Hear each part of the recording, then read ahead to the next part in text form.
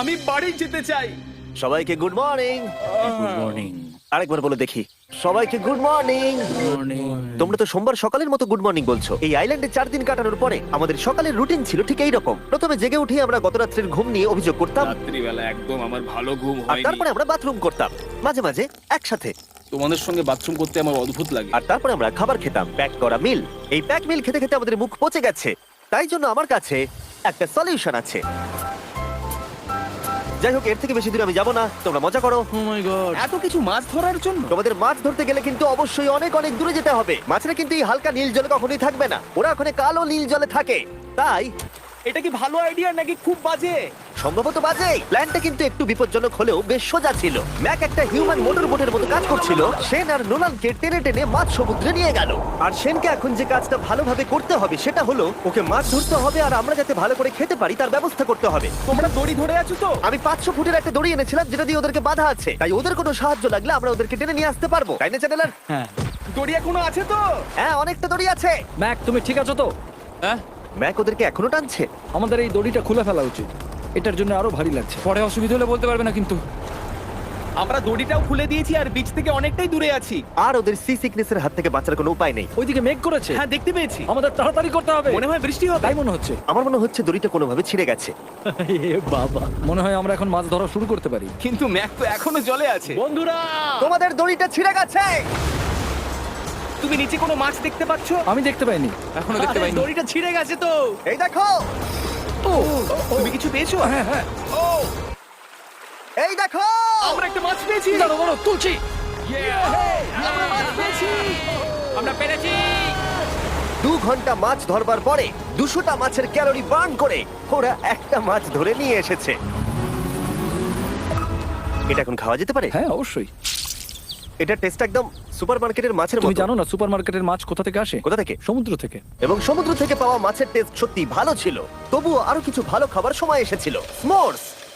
প্রথমে স্টিকের ব্যাকটেরিয়াগুলোকে মেরে ফেলতে হবে। ও, আমি তো সেটা জানতাম না। মনে হচ্ছে তুমি এর আগেও স্মোর্স খেয়েছো। হ্যাঁ, যেহেতু আমি একটা চকলেট কোম্পানির মালিক। ও ম্যাক, তুমি কি করছো? ও ও মাই গড। এবার ফেস্টিভ্যাল চকলেটটাকে নাও, এটাকে এইভাবে চাপো, এখনো গরম রয়েছে। এই দেখো, একবার এইভাবে। এটাকে দেখো। আমাদের নতুন ফেস্টিভ্যাল বার অবশ্যই ট্রাই করো। সবাই এটাকে খুব পছন্দ করছে এবং বেশিরভাগ স্টোরি এটা পাওয়া যাচ্ছে। চিন্তা করো না, আমরা খুব তাড়াতাড়ি এটাকে রিস্টক করার চেষ্টা করছি। তোমরা এর আগে স্মোর খেয়েছো, কিন্তু ফেস্টিভ্যালের সাথে খেলে এটাকে আরো বেশি ভালো লাগবে। রাত হয়ে গেছে, আমরা এখন শুয়ে পড়েছি আর বৃষ্টি শুরু হয়ে গেছে। আমরা যখনই সার্ভাইভাল ভিডিও বানাই তখনই কেন ঘুমানোর সময় বৃষ্টি চলে আসে বলো তো? আমার মনে হয় 4 নম্বর দিনটা খুবই ভালো কেটেছে। হ্যাঁ, ঠিক বলেছো। ও মুরগি ধরেছে, আমি মাছ ধরেছি। আরো 3টে দিন আমাদের এইভাবে কাটাতে হবে।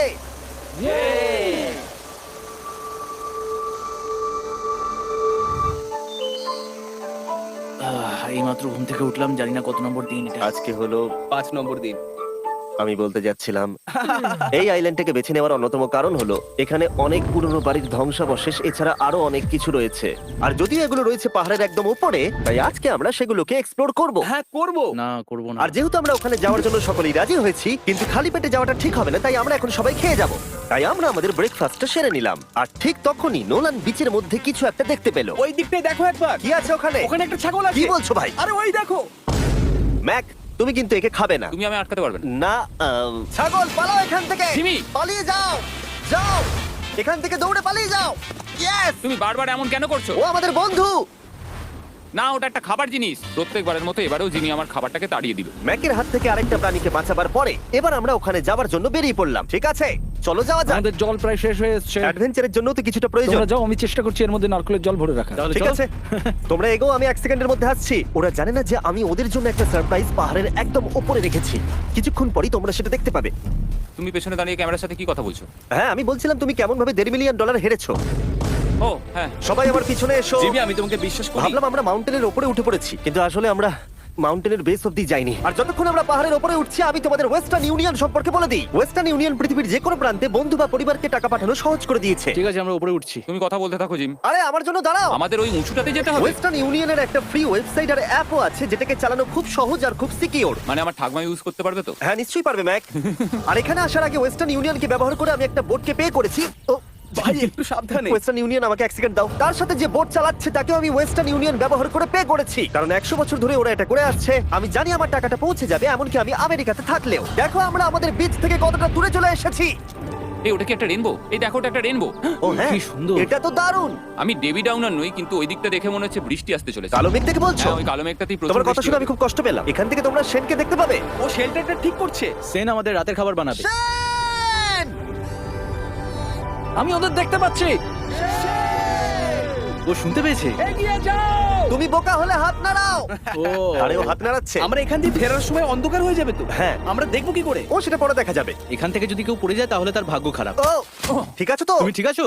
বেঁচে আছি। ওদিকটা একবার দেখো বয়েজ, চলে এসো, চলে এসো দিকে। এখানে তোমাদের স্বাগত। ও এটা তো দারুণ। ভাই এখানে ইয়েলো বক্সটা কি করছে? হ্যাঁ, ওই বাক্সটা কি আছে? ভালো হয়েছে জিজ্ঞাসা করলে। আমি ওয়েস্টার্ন ইউনিয়ন ব্যবহার করে কিছু লোককে $10,000 দিয়েছি এটাকে এখানে নিয়ে আসার জন্য। সত্যি? নোলান, তোমার ব্যাগে একটা ক্রোবার আছে।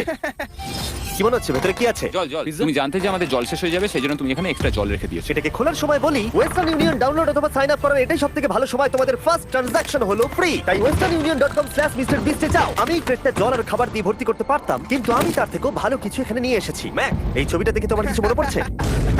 এই নাও, এখানে তুমি $8 লাখ হেরেছিলে, আর এখানে তুমি $7 লাখ হেরেছিলে। ভাই কেন এই সব তুমি এখানে দেখবে, কেন? এক সেকেন্ড চিন্তা করো না। ও $1.5 মিলিয়ন হেরে গেছে বলে আমি কিন্তু ওকে নিয়ে একদমই মজা করছি না। তাই, কিন্তু শুরু থেকে তুমি তো সেটাই করে যাচ্ছ। আমি এটা এই জন্য করেছি যাতে তুমি জেতার আরেকটা শেষ সুযোগ পাও, কি বলছো? কিন্তু এটা তোমার শেষ সুযোগ। তুমি আমায় আরেকটা চান্স দেবে? হ্যাঁ, তোমার শেষ আমি চান্স। আরেকটা চান্স পেয়েছি। আমার লাস্ট ভিডিও দেখলে কমেন্টে শুধু লেখা আছে, দেখতে পাবে ম্যাককে ফিরিয়ে আনো, ম্যাককে ফিরিয়ে আনো। আশা করি তুমি জিতবে। আরো একটা চান্স পেয়েছি। তোমার চান্সের থেকেও বেশি ইম্পর্টেন্ট। চলো এই জায়গাটা একটু ঘুরে দেখা যাক। আরেকটা চান্স ভাই, এবারে কিন্তু আমি জিতে দেখাবোই। এই বিল্ডিংটা প্রায় 100 বছরের পুরনো।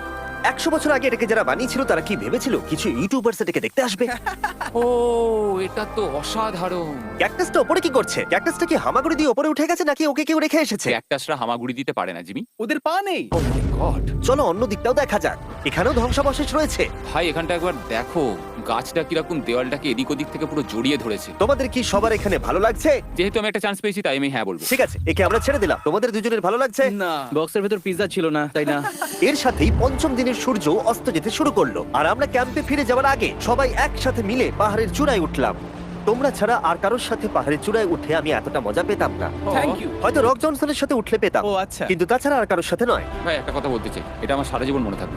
হ্যাঁ, আমারও। আমার মনে হচ্ছে এই দৃশ্যটা আমাদের পরিশ্রমকে সফল করলো। ক্যাম্প পরিষ্কার করে দিয়েছি, বৃষ্টির থেকে বাঁচার জায়গা হয়ে গেছে, নারকেলের জল আর খাবারও তৈরি, আর জলও যথেষ্ট আছে। অন্ধকার হয়ে আসছে, মানে আমি বলতে চাইছি এতটা দূরেও দেখা যাচ্ছে না। আমি জানি না যে ওরা এই মাউন্টেন পেরিয়ে অন্ধকারের মধ্যে জঙ্গল দিয়ে কি করে নিচে নেমে আসবে। এটা তো রাত্রে আরো বেশি ভয়ানক। আউ, ক্যাকটাস, আউ! কি হলো? কি একটা ছিল এইখানে। কিন্তু এটা আমরা জানতাম না যে রাত্রের অন্ধকারে কাঁটা আমাদের কাছে সব থেকে বড় বাধা ছিল না। কিছু দূর পরে আমাদের রাস্তা শেষ হয়ে গেছিল, আর সেটা জঙ্গলের একদম মাঝখানে হওয়ায় সমস্যারও জটিল হয়ে পড়লো। আমরা এখন কোথায়, এবার কোন দিকে যাবো আমরা? দাঁড়াও, আমি তিনটে রাস্তা দেখতে পাচ্ছি। এদিকে একটা রয়েছে আর এইদিকেও একটা রাস্তা রয়েছে। মানে তুমি তুমি নিশ্চিত ঠিক তো? বলছো?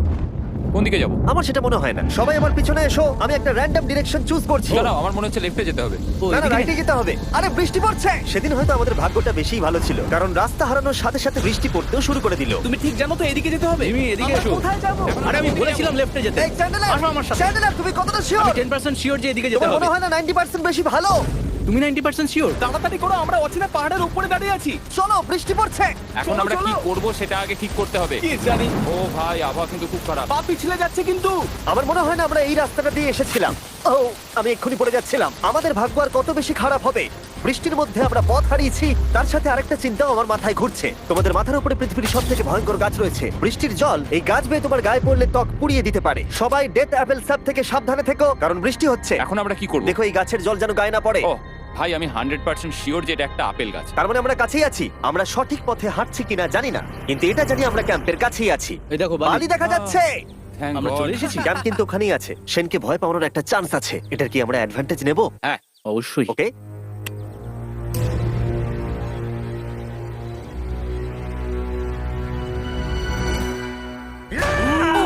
ও মাই গড, তোমরা আমাকে ভয় পাইয়ে দিয়েছো। আমরা পেরেছি। আমরা ফিরে এসেছি। আমি ডিনার আর নারকেলের জল রেডি করে রেখেছি। বাহ, খুব ভালো। সবাইকে চিয়ার্স। ও, এটা টেস্টো নারকেলের মতো। ট্রেকের পরে আমরা খেলাম, আমরা স্নান করলাম, আর গা মোছার সময় আমরা প্রাণ ভরে আকাশের তারা দেখলাম। কারণ সমুদ্রের মাঝখানে থাকার সময় তোমার মনে হবে তুমি যেন অন্য কোনো গ্রহেতে চলে এসেছো। কিন্তু অপ্রত্যাশিতভাবে রাত্রে এমন কিছু হতে চলেছিল যার ভয় আমরা চ্যালেঞ্জের শুরু থেকেই পাচ্ছিলাম।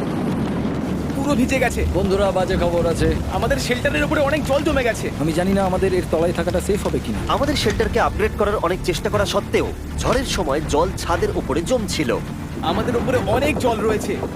আচ্ছা, জলের ভারে স্ট্রাকচারটা ভেঙে পড়বে না তো? আর যদিও আমাদের এই সময় ঘুমের খুবই প্রয়োজন ছিল, তবু আমাদের উঠে এই সমস্যার মোকাবিলা করতে হলো। ও মাই গড, অনেক জল জমে আছে।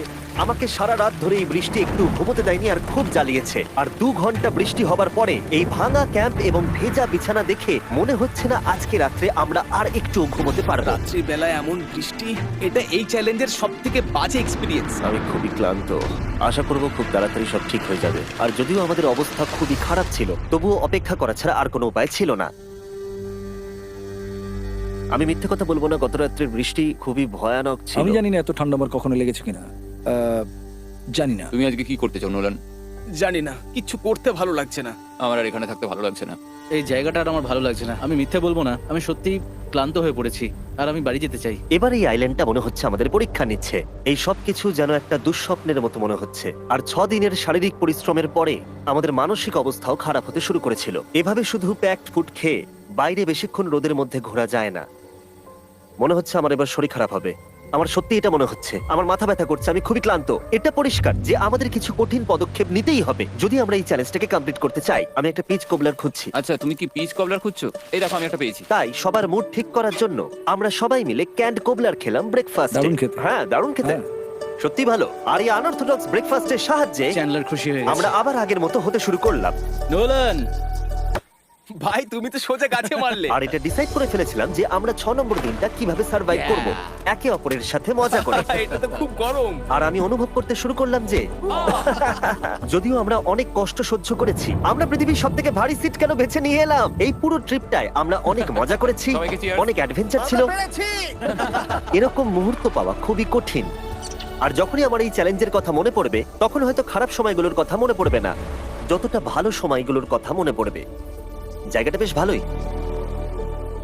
আর আমাদের চ্যালেঞ্জের 6 নম্বর দিন অবশেষে শেষের মুখে। আমরা আমাদের এই আইল্যান্ডের শেষ রাত সেলিব্রেট করছি একটা বড় আগুন জ্বালিয়ে। এখানে বসলে অনেক বেশি তাপ লাগছে। হ্যাঁ, আমি ঘুমিয়ে বেশি গেলাম। বড় হয়ে গেছে। কালকে সকালে আমরা ঘুম থেকে উঠলে আমাদের চ্যালেঞ্জ শেষ হয়ে যাবে। আর 7 নম্বর দিনে যেই সূর্য উঠলো, চলো, এখান থেকে বেরোতে হবে। আমরা ক্যাম্পটাকে ভেঙে দিয়ে চারপাশ পরিষ্কার করে একটাই কথা ভাবছিলাম, এখান থেকে বেরোনোর কথা, আর কোনোদিন এখানে ফিরে না আসার কথা। আর এখান থেকে বেরোনোর আগে আমি একটা কথা বলতে চাই, ভিডিওটা দেখার জন্য সবাইকে অনেক ধন্যবাদ। তোমাদের জন্যই এই সব ভিডিওগুলো আমি তৈরি করতে পারি, আর আশা করব তোমাদের সবার খুব ভালো লেগেছে।